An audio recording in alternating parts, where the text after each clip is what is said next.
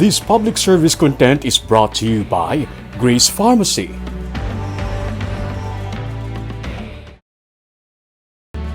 This public service content was brought to you by Grace Pharmacy.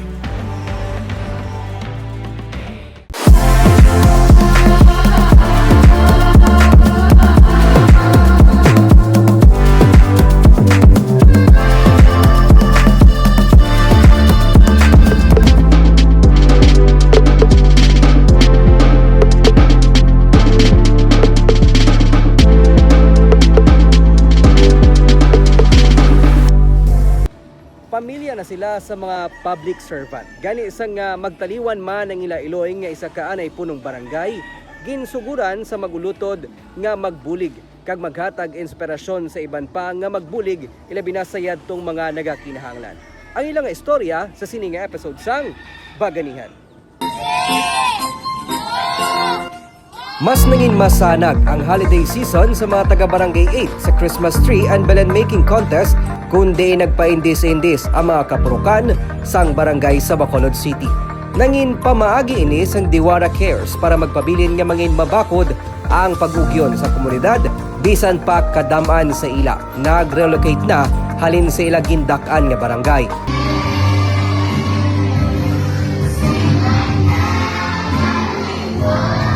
Antes nagtakop ang tuig. Isa man ka children's gift giving kag year-end party ang ilagid pangunahan upod sa Bacolod City Bureau of Fire Protection. Ang masadya nga kahiwatan ang naghatag kalipay sa 120 ka mga kabataan nga nagpauli nga may bit-bit nga mga regalo halin sa Diwara Cares kag mga bombero. Ang Diwara Cares ang gintukod sang 3 ka mag-ulutod nga anak sa nagtaliwan nga anay punong barangay Maylin Diwara. Istorya ni Fire Officer 3J Kirby Diwara ang kamagulangan sa 3 ka mag-ulutod.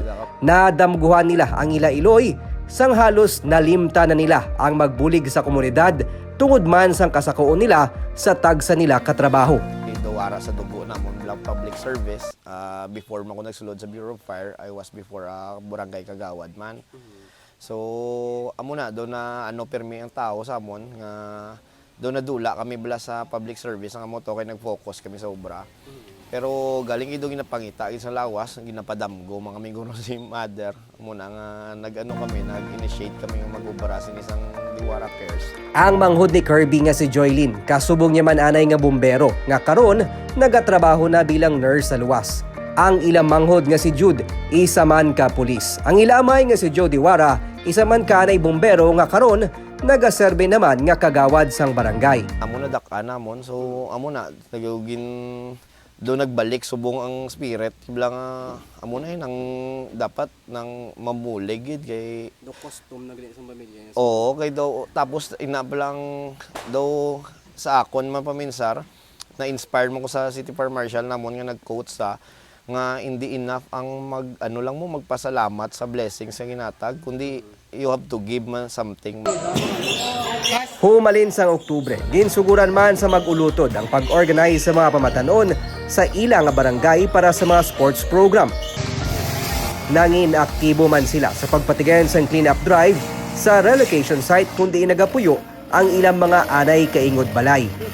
Ginpadayon man nila ang charity program sa Ila Iloy. Nalakip diring paghatag financial support sa mga estudyante kag medical assistance sa mga yadtong may ginabatsyag nga balatian.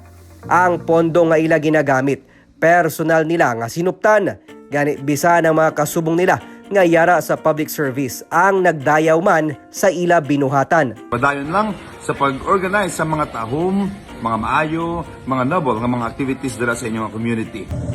I am very thankful na ang Diwara Cares nakahimo sa ining aktibidades na paghatag sa mga ilang mga buluaton na maayo para sa aton mga pumuluyo by sharing whatever blessings they have.